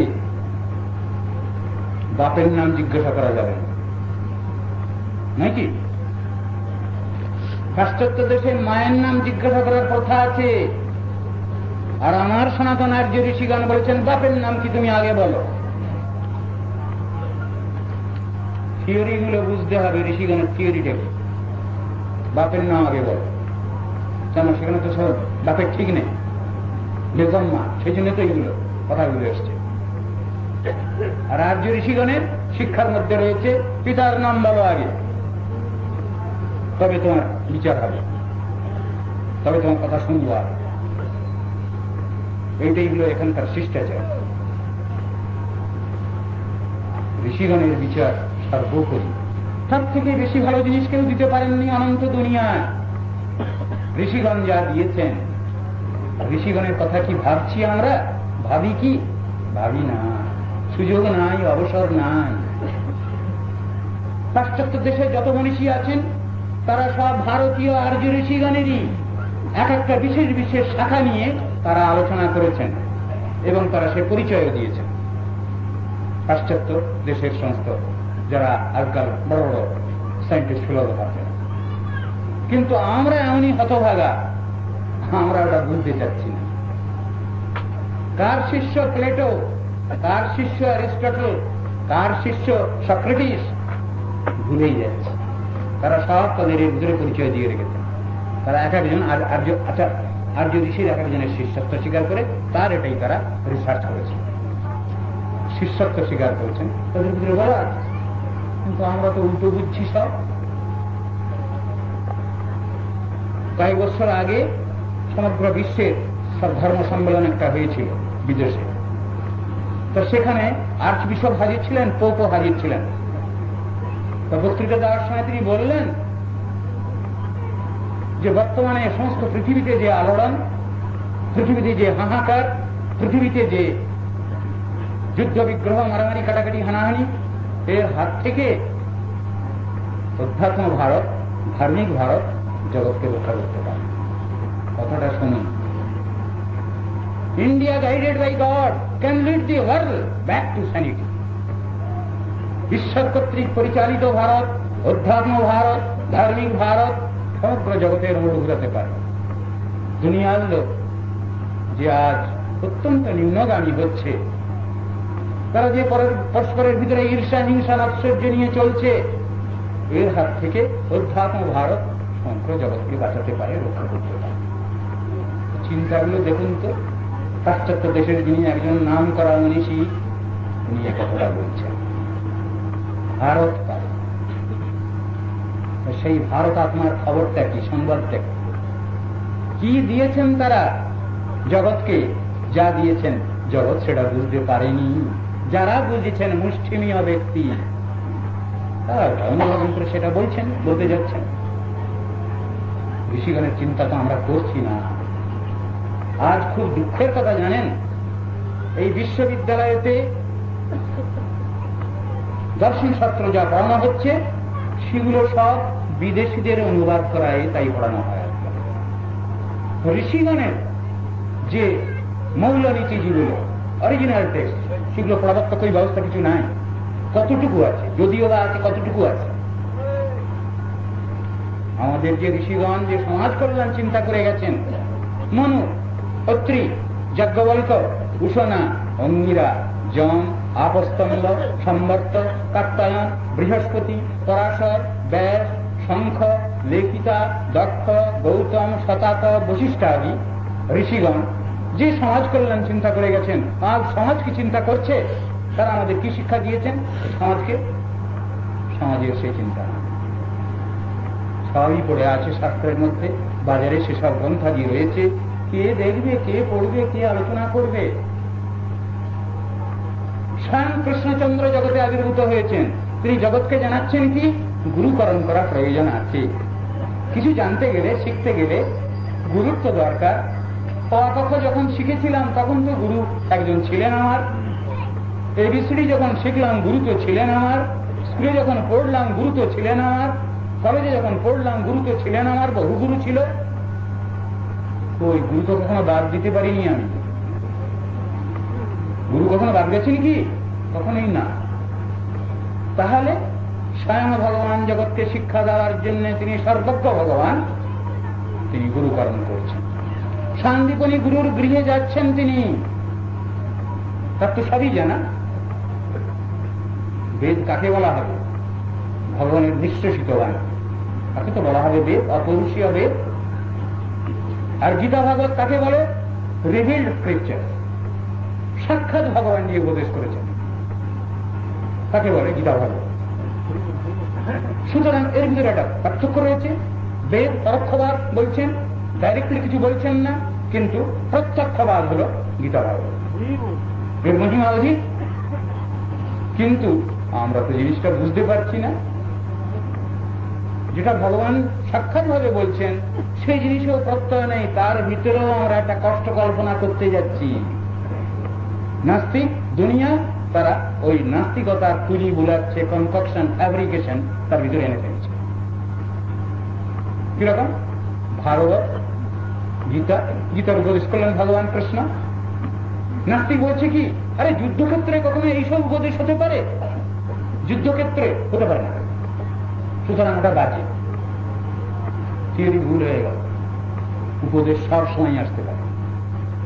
উপদেশ জেলখানায় থাকলেও আসতে পারে, রাস্তায় রাস্তায় চলতেও উপদেশ আসতে পারে, যে কোনো অবস্থায় উপদেশ আসতে পারে। উপদেশের ওইরকম কোনো আসবে না, যে কোনো সময় আসতে পারে। তারা বলতে চাচ্ছেন কি, সব কল্পনা। ওই যে ওখানে কৃষ্ণ, ওই যে ওখানে যুধিষ্ঠির, ওই যে ওখানে অর্জুন, এই সব দুর্যোধন, এই সব কল্পনার বিলাস। নাস্তিকের এই তো ঢং, সে সব সময় চায় আমি বাস্তবটাকেও অবাস্তব করে দেব। আসরিক বৃত্তি একে বলে, নাস্তিক্যবাদ একে বলে। তাই কৃষ্ণ গীতার ভিতরে বলেছেন, দেখো জগতে দুটো সেকশন আছে, সেকশন অফ পিপল দু রকম। জাগতিক বিচারে, রাজনৈতিক বিচারে দেখুন দুটো দল, তাই না? কি দল সকলেরই জানা আছে আপনাদের? এক হলো ধনী শ্রেণী আর এক গরিব শ্রেণী। এগুলো রাজনৈতিক কথা। পরমার্থ জগতের কথা কি? গীতা ভাগবত কি শিক্ষা দিচ্ছেন? কৃষ্ণ নিজে কি বলছেন গীতার মধ্যে? সেখানে বলছেন দৌভূত সব গৌলোকেস্মিন দৈব আসুর এই বচন। বিষ্ণু ভক্ত ভাবে দৈব আসুর তাদের বিপর্যয়। দুই শ্রেণীর মানুষ জগতে, এক দৈবী ভাবাপন্ন ব্যক্তি আর এক আসুরিক ভাবাপন্ন ব্যক্তি। দৈবী ভাবাপন্ন ব্যক্তি যারা, তারা হলেন আস্তিক, আর আসুরি ভাবাপন্ন অর্থাৎ ডেড এগেনস্ট দি সুপ্রিম লর্ড। ভগবানের বিরোধী যারা, ভগবত বিরোধী যে এলিমেন্ট, তারা হলেন নাস্তিক, তারা আসুরি। করে দিচ্ছি। তাহলে দুটোকেই যদি আমি ভালো করি, হবে কি কথাটা ঠিক? সৎ আর অসৎ এই দুটোকেই যদি বলি আমি সমান, কথাটা ঠিক হবে কি বলা? ভুল হয়ে যাবে, কথা বলা ভুল হবে। তা না। সতের বৈশিষ্ট্য আছে, অসতের বৈশিষ্ট্য আছে। দুই ক্ষেত্রে দুদিকে ডায়ামেট্রিক্যালি অপোজিট। শাস্ত্র সেই সব নিয়ে বিচার করলেন। সৎভাবে আমি ভালো সব কিছু লাভ করতে পারি, অন্যায় ভাবে বিরোধী ভাবে আমি কিছু পাই না। বহু ব্যক্তির মধ্যে একটা চিন্তা আজ ঘুরছে, তার গোল পাকাচ্ছে কি না, ভগবানকে বিরোধী ভাবের দ্বারা খুব তাড়াতাড়ি পাওয়া যায়। আপনার কথাটা চিন্তা করবেন, বিরোধী ভাবের দ্বারা নাকি ভগবানকে তাড়াতাড়ি পাওয়া যায়। তারা কোথায় যে উদাহরণটা পেয়েছেন, একটাই উদাহরণ আছে মাত্র। কি উদাহরণ? জয় বিজয়, তারা গিয়েছিলেন বৈকুণ্ঠে ভগবানকে দর্শন করতে। এই ভুল বলছি, চতুর্স্থান গিয়েছিলেন ভগবানকে দর্শন করতে। জয় বিজয় গেটকিপার, এরা বাধা দিলেন, হবে না, দেখি কোনো আছে, আইডেন্টিটি কার্ড আছে? তখন সঙ্গে সঙ্গে দেখাতে পারেননি, বলতে পারেননি আমরা ভগবানকে দর্শন করতে এসেছি, ওসব দরকার নেই, হবে না, পারমিশন ছাড়া আমরা ঢুকতে দিতে পারি না, আমরা গেট কিপার দারোয়ান। খুব রাগ হয়েছে, দিলেন অভিসম্পাদ, প্রচুর ঘরে জন্মগ্রহণ করো, তোমরা এখানকার চাকরির অনুপযুক্ত। তখন কান্নাকাটি পড়ে গেছে। ঠাকুর, অন্যায় করে ফেলেছি, ক্ষমা করো, যা বলেছি তা হবেই। ঋষি বাক্য, উপায় নেই। তাহলে যা হোক, কিছু কনসেশন হোক, কিছু কি না, যদি তোমরা অনুকূল ভাবে যদি ভগবানকে পেতে চাও, তাহলে কত জন্ম লাগবে? 7 জন্ম না কত? হ্যাঁ। আর যদি ব্যতিরেক ভাবে যদি পেতে চাও, 3 জন্মই হয়ে যাবে। সেইটাই ছিল বিষয়বস্তু সেখানে। এটা সকলের জন্য নয়, এটা এক্সেপশনাল কেস, এটা অনারেবল এক্সেপশন, এটা সকলের জন্য না। ওই কথাটা শুনে অনেকেই মনে করেন বিরোধী ভাবে ডাকলে বোধহয় ভগবানকে খুব তাড়াতাড়ি পাওয়া যাবে, হবে না, ওটা একটা এক্সেপশনাল কেস। সেই হয়েছিল, তা 3 জন্মেই তারা পেয়েছিলেন। সত্যযুগে হিরণ্যকশিপু হিরণ্যাক্ষ, ত্রেতা যুগে রাবণ কুম্ভকর্ণ, আর দ্বাপর যুগে শিশুপাল দন্তবক্র। তারপরেই তারা আবার পূর্বস্থানে ফিরেছে। এই যে জিনিসগুলো অনুকূল ভাবেই ভগবানকে পাওয়া যায়, প্রতিকূল ভাবে হবে না। কংসের কথা তো সকলের কথা বিচার নয়, কংসের তো একটা স্পেশাল কেস, বিরুদ্ধ ভাব। আসরিক বৃত্তিকে শাস্ত্রে ব্যাখ্যা করেছেন ভাগবতে, জানেন, 2 রকমের। কিরকম? 2 রকম, 2 শ্রেণীর ওষুধ আছে। আমি আগেই কিন্তু সে কথাটা বলে গেছি, আবার বলি পরিষ্কার করে। আসরিক বৃত্তির মধ্যে 2টো ভাব আছে। এক দল আছে তারা শক্তিকে মানে, শক্তিমানকে মানে না, এ এক আসরিক দল। আর এক দল হলো যারা শক্তিমানকে মানে, শক্তিকে মানে না। এই 2 দলই ভ্রান্ত। এখন উদাহরণ দিচ্ছি। রাবণ হলো শক্তিকে হরণ করতে চাচ্ছে, ভগবত শক্তিকে, সে শক্তিকে মানবে না। রামচন্দ্র ভগবান থাকেন, থাকুন, কিন্তু তার শক্তিকে হরণ করবে। এইগুলো রাবণের পলিসি, বিদ্যার বুদ্ধি, এক জাতীয় নাস্তিক। আর কংস সে কি করছে? সেও আর এক দিকে উল্টো কথা ভাবছে। সে কি করছে? শক্তিকে শেষ করে দাও, শক্তিমান থাকেন, থাকুন। শক্তিকে শেষ করে দেওয়া মানে বুঝতে পেরেছেন? যোগমায়া দেবী ট্যাঁ করে যখন কেন্দ্রে উঠেছেন তখনই কংসের ঘুম ভেঙেছে, সেই শিলা পৃষ্ঠে আছড়া দিয়ে মারতে যাচ্ছে। উঠে গেলেন আকাশ পথে, তোমার এ বুঝিবে যে অন্যত্র বাড়িছে সে, জাগার নাম বললেন। তুমি বৃথা কষ্ট দিচ্ছ হে কংস, এই যে বসুদেব দেবকীকে বৃথা কষ্ট দিয়েছ, সাবধান, এদের মুক্ত করো। এই দুই জাতীয় সেকশনের লোক দেখো, দুই শ্রেণী। এক জাতীয় শক্তিকে মানছে, আর এক জাতীয় শক্তিমানকে মানে না। শাস্ত্র শিক্ষা দিচ্ছেন জিনিসগুলো, দুটোকে যুগপৎ মানতে হবে, সেই শিক্ষা দিচ্ছে। তো ভগবানকে যদি ভালোবাসতে যাই, এই তত্ত্ব সিদ্ধান্তগুলো আমাদের শিখতেই হবে, তা নাহলে আমাদের কোনো কিছুই হবে না। ভালো মন্দের বিচার যদি আমরা না রাখতে পারি, ওই যে আগেই বলেছি যে দুঃসঙ্গ এবং সৎসঙ্গ, কোনটা দুঃসঙ্গ কোনটা কোনটা আমাকে জেনে নিতে হবে, কোনটা সৎসঙ্গ, কতটুকু গেলে সৎসঙ্গ, কতটুকু ছাড়লে সৎসঙ্গ কেটে যাচ্ছে, সবটাই বুঝতে হবে। সেটি তো কৃষ্ণ বুঝিয়ে বসে আছেন গীতার 16 অধ্যায়ে। আপনাদের তো সব জানা আছে, আমি তো হয়তো পড়া দিচ্ছি আপনাদের কাছে, আপনাদের সবই জানা আছে। গীতার 16 অধ্যায়ে কি বললেন ভগবান? নাস্তিকের তালিকা দিচ্ছেন প্রথম। কারা কারা নাস্তিক? অসত্যম অপ্রতিষ্ঠন্তে জগদাহুর অনিশ্বরম অপরস্পর সম্ভূতম কিমন্নত কাম হেতুকম। প্রথম শ্লোক, অসত্যম অপ্রতিষ্ঠন্তে, ব্রহ্ম সত্য জগৎ মিথ্যা যারা বলে দিচ্ছেন। শাস্ত্রানুসারে ব্রহ্ম সত্য, জগৎ সত্য, তাৎকালিক সত্য। জগৎ ক্ষয়িষ্ণু ধ্বংসশীল, এটা বলা চলবে, কিন্তু সত্য। আমার চোখের সামনে দেখতে পাচ্ছি তো, এক ব্যক্তি আমার সামনে বসে আছেন, আমি যদি বলি তার নাম ধরে অঙ্কের প্রতাপটা আমার সামনে বসে আছেন, নিশ্চয়ই তিনি রাগ করবেন। যে জগৎকে আমি সামনে দেখতে পাচ্ছি তাকে অস্বীকার করব কি করে? এই ব্রহ্ম সত্য হবেন, জগৎ সত্য হবে, সেই কথাই ঠিক। জগদাহুর অনিশ্বরম। আর এক নাস্তিক তিনি কি বলছেন? এই জগৎটা হলো ভগবান টগবান কেউ নাই, উপরওয়ালা কেউ নাই আমার। বলে কিসে থেকে হলো? পরবর্তী কথা আবার আসছে, অপরস্পর সম্ভূতম, মানে অ্যাটমস মলিকিউলস থিওরি, কণাদের বৈশেষিক দর্শন, তার কথা এসেছে। পরমাণু সংঘাতে জগতের সৃষ্টি হয়েছে বলে দিলেন। বললে উপরওয়ালা কর্তা কেউ নেই। আর এক নাস্তিক এগিয়ে এসে, আর এক ধাপে এগিয়ে এসে তিনি কি বলছেন? কি মন্নত কাম হইতুকম। হ্যাঁ, মেনে নিলাম একজন উপরওয়ালা ভগবান আছেন, স্রষ্টা, বিশ্ব নিয়ন্তা, মানলাম, কিন্তু তিনি আমাদের ভালোর জন্য কিছু করেননি। তিনি তার কামনা বাসনা চরিতার্থ করেছেন। ঠিক এই জাতীয় নাস্তিকের তালিকা পরপর পরপর কৃষ্ণ নিজে দিয়ে যাচ্ছেন।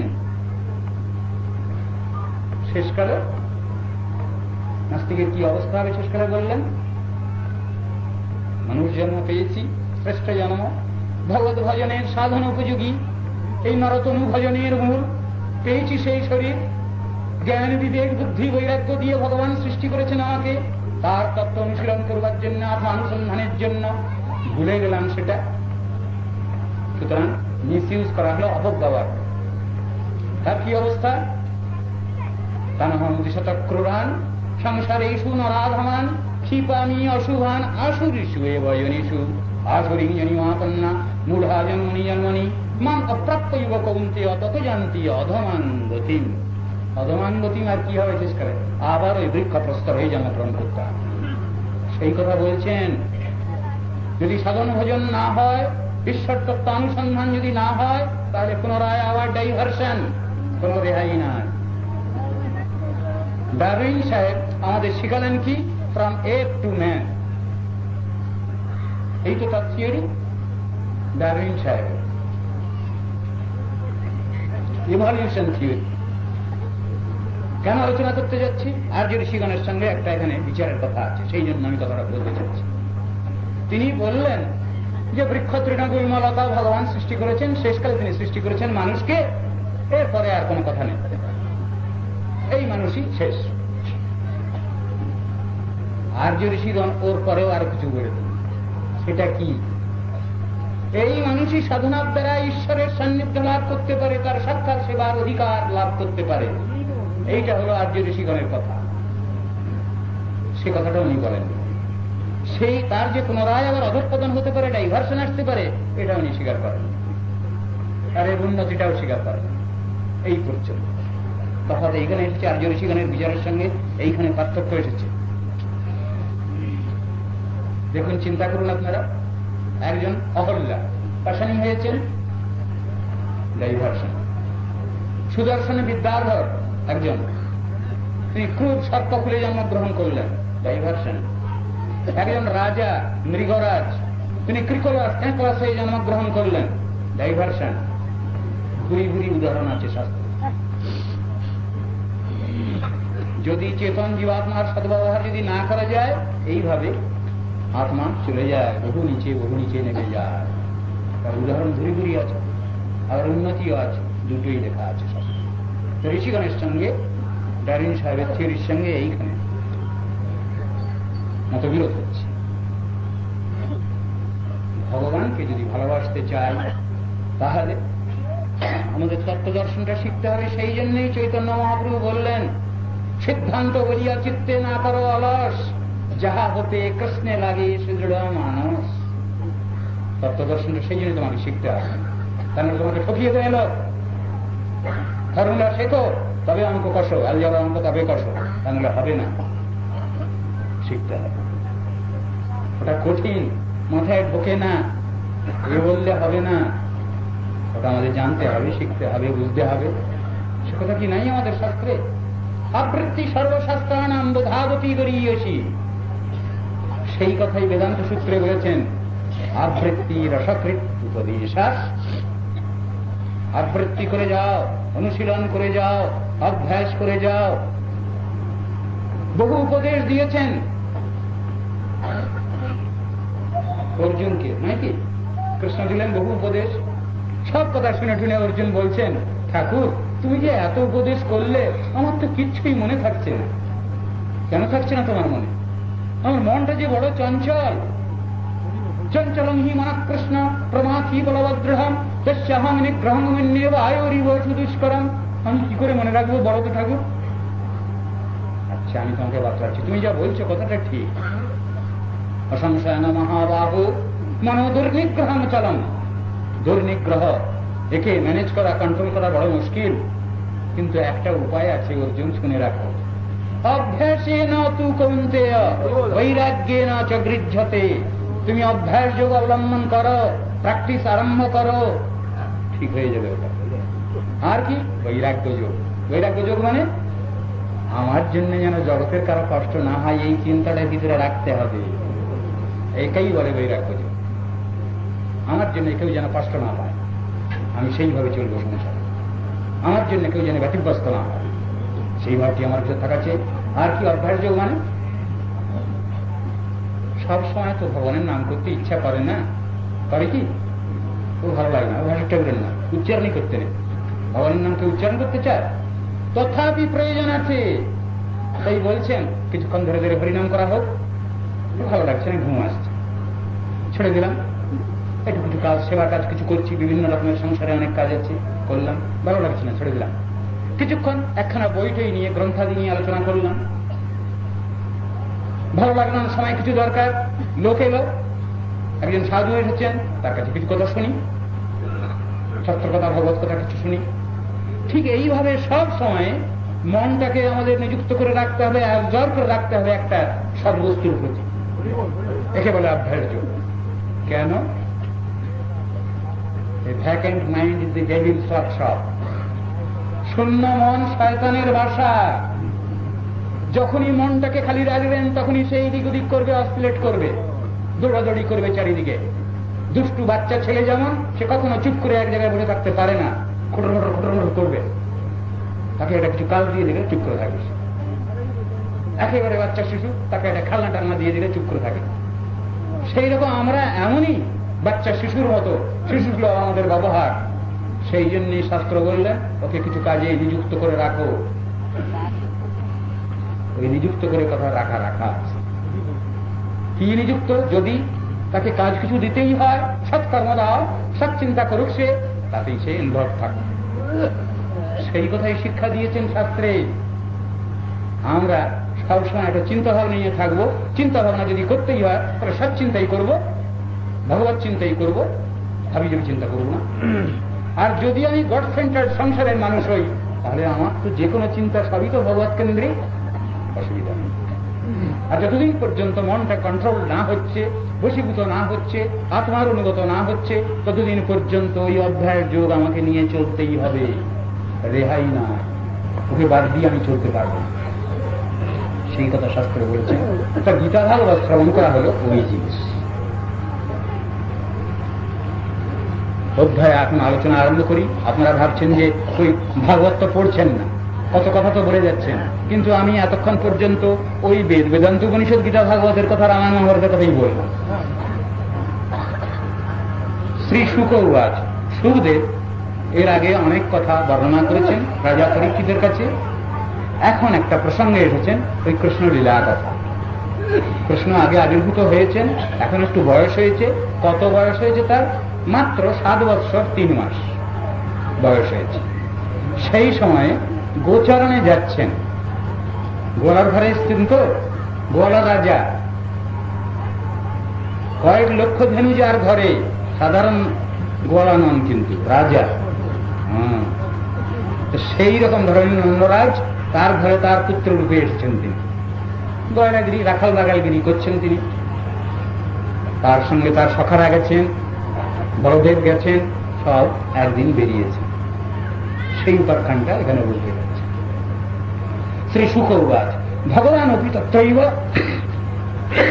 বলদেবেন সংযুত অপশ্যন নিবসন গোপান ইন্দ্রজাগ কৃতোদ্যমান। সেই ব্রজেতে ইন্দ্রজাগ হচ্ছিল, ইন্দ্র পূজা হচ্ছিল, যিনি বাড়ি বর্ষণ করেন, যার পোর্টফোলিও হল ওয়াটার সাপ্লাই করা। সেই পোস্ট নিয়ে পদাধিকার নিয়ে তিনি বসে আছেন, তারই পূজা করছিলেন ব্রজবাসীগণ। কিন্তু অত্যন্ত দাম্ভিক অহংকারী হয়ে পড়ল সেই ইন্দ্র। কেন? গালাগালি দিতে শুরু করল। তার সর্বোপরি মালিক যিনি, যিনি লীলা পরায়ণ হয়ে এসেছেন কৃষ্ণ, তাকে গালাগালি দিচ্ছে ইন্দ্রদেব। কি বদ্ধ বাচাল, এইসব বলে গালাগালি দিচ্ছে। সেই কথাটা কৃষ্ণ বরদাস্ত করতে পারছেন না, ভগবান ওটা বরদাস্ত করতে পারছেন না, যে তুমি আমার খাও, আমার করো, আর আমার সমালোচনা করো, আমার গালাগালি দাও আমাকে। সেই শিক্ষা দিচ্ছে। তদভিজ্ঞ কি ভগবান সর্বাত্মা সর্বদর্শন প্রশ্রয়বনত পৃচ্ছদ বৃদ্ধানন্দ গুরু ভগবান।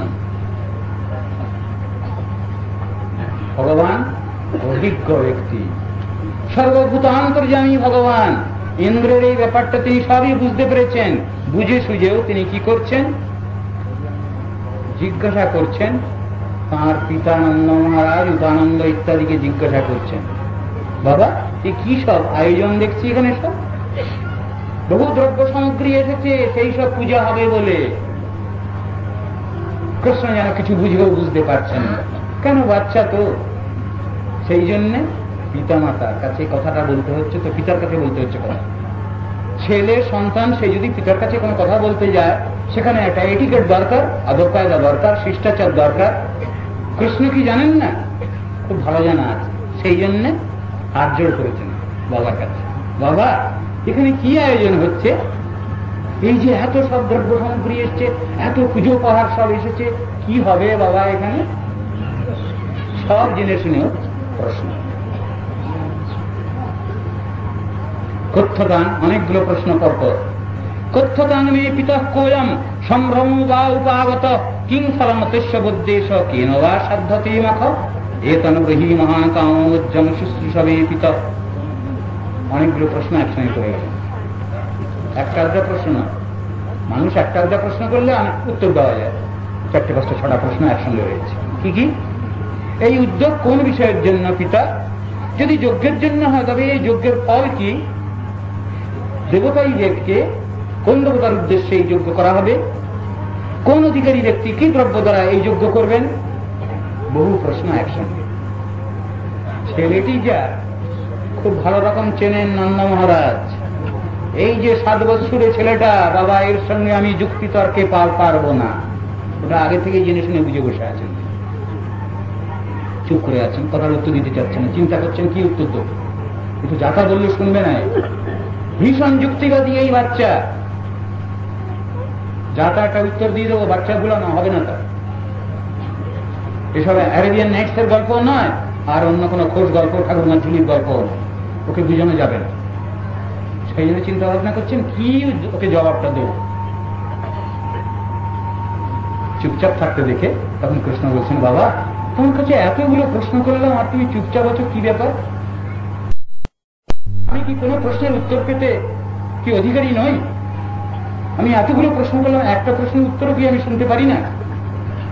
জিজ্ঞাসা করছেন। শেষকালে বলছেন, নহি গোপ্তম হি সাধুনাং কৃতাং সর্বাত্মা। বাবা আমি তো তোমাকে পিতা বলে মেনেছি, জগতের শ্রেষ্ঠ ব্যক্তি তুমি, তাই তোমাকে পিতা বলে মেনেছি। জগতের শ্রেষ্ঠ নীতি আদর্শ পরায়ণ ব্যক্তি তুমি, তাই তোমাকে আমি পিতা বলে মেনেছি। তো সাধুগণের এই জগতে কি কোনো গোপনীয় কিছু আছে? তারা তো সব কিছুই উজাড় করে দিয়ে দেন তার আপনজনকে। তো তুমি বাবা যেন কিছু গোপন করতে চাচ্ছ আমার কাছে, কেন লুকোতে শিখতে চাইছো তুমি? বলো না, আমার প্রশ্নের উত্তর দাও না। সেই কথাটা আসছে, চিন্তা করবেন সাধুগণের গোপনীয় কিছু আছে কি, আছে কি? যদি প্রশ্ন করা হয় তখন উত্তর আসবে কোন কোন ক্ষেত্রে হয়তো কিছু আছে। কিরকম? অধিকার বেদ, অধিকার বিচারের ক্ষেত্রে এই কথাটা বলা হয়েছে, সর্বাধিকারীর জন্য সব জিনিসটা আলোচ্য নয়, সেইখানে কথাটা এসেছে। আবার আপন ভজন কথা না কহিবে যথা তথা, এই কথাটাও বলা আছে। কেন? সবাই তো সবটা বুঝতে পারবেন না, যিনি যতটুকু বুঝতে পারবেন তাকে ততটুকু বলা হবে, তার বেশি বললে পরে ওটা সত্যের অপলাপ হয়ে যাবে। ওটা কি হবে? তুষর মরুতে কেন দিলি আখি জল, সেই মানে হয়ে যাবে, ঘটনাটাই হবে। সেই জন্য ওই যজ্ঞং যজ্ঞেন অযুজ্যতে, সব কথা সর্বক্ষেত্রে সর্বাবস্থায় সমানভাবে বলা চলবে, অধিকার বিবেচনা করে বলতে হবে। যে যেমন ক্লাসে, যে যেমন ধরতে পারবেন, বুঝতে পারবেন, তাকে ততটুকু বলা হবে। এইগুলো শাস্ত্রের নির্দেশ। তো বলছেন, যারা আত্মপর ভেদজ্ঞান রহিত, শত্রু মিত্রে সমভাবাপন্ন, তারাই তো সাধু সজ্জন। সমশত্রু চ মিত্রে চ সমমানপমানায়, তারাই তো সাধু। বসুধৈব কুটুম্বকম, তারাই তো সাধু। নারায়ণ জগৎ পশ্যন্তি পরমার্থিন, তারাই তো সজ্জন, তারাই তো মহাত্মা। সব মহাত্মা সুদুর্লভ। কৃষ্ণ বলছে,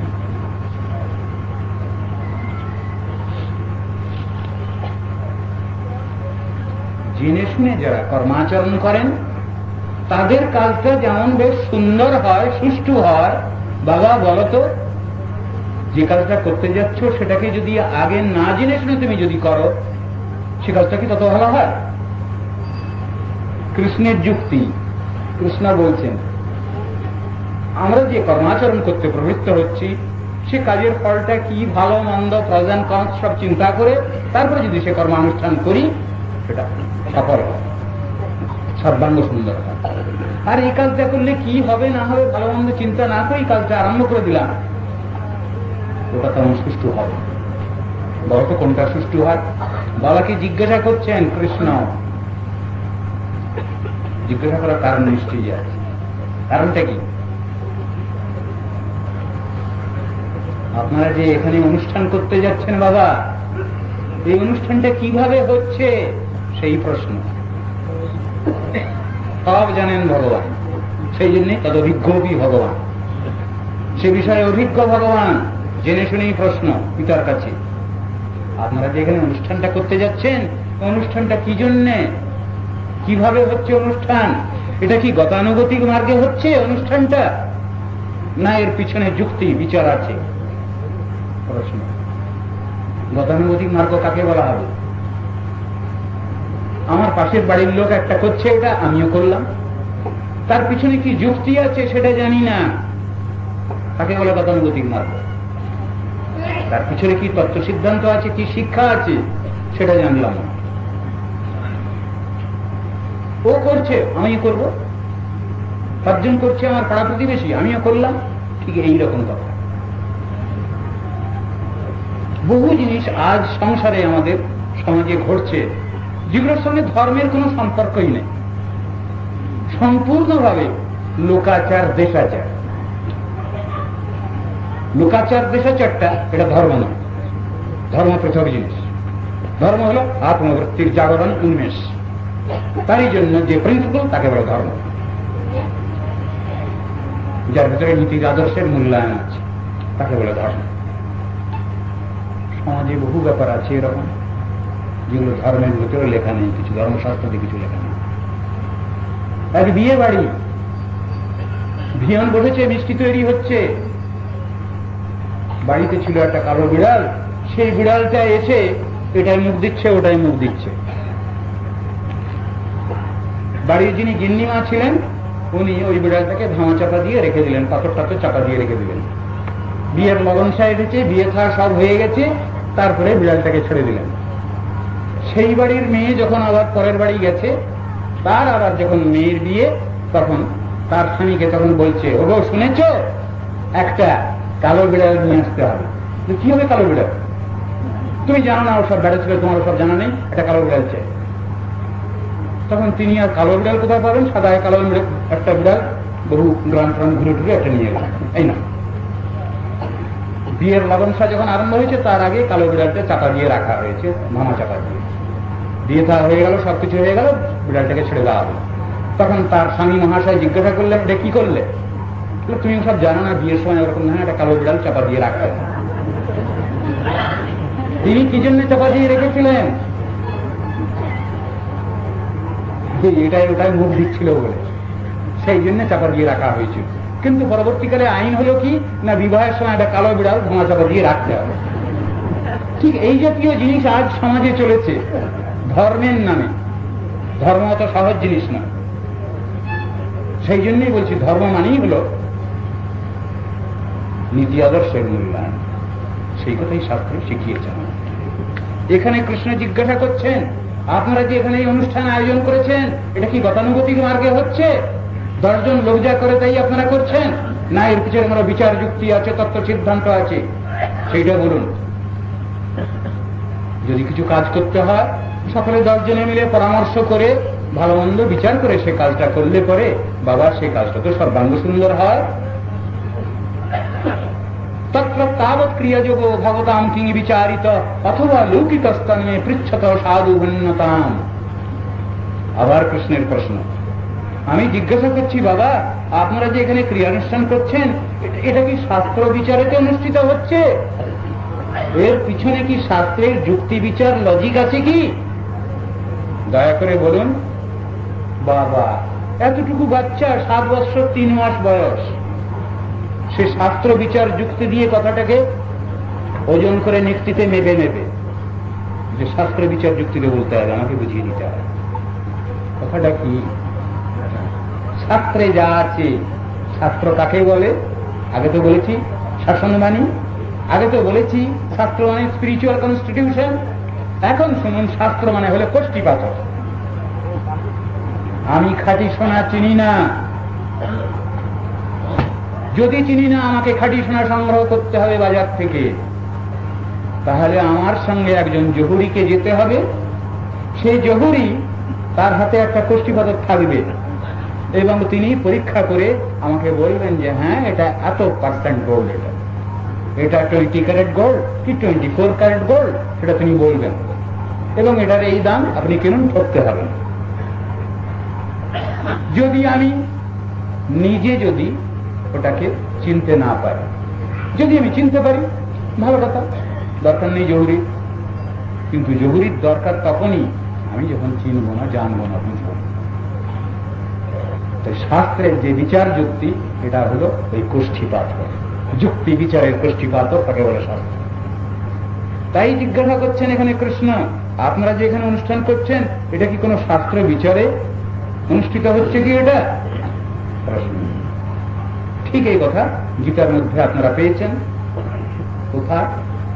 তস্মাৎ শাস্ত্রং প্রমাণমতে কার্যাকার্য ব্যবস্থিত।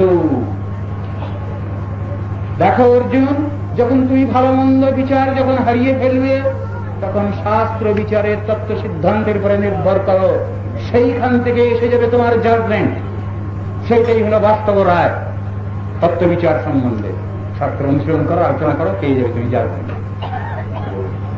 আবার ঠিক এর উল্টো কথাটা আবার বলে দিয়েছেন কৃষ্ণ, যে শাস্ত্রবিধি মুৎসৃজ্য বর্ততে কামচারত ন সিদ্ধিম অবাপ্নতি ন সুখং ন পরাঙ্গতিম।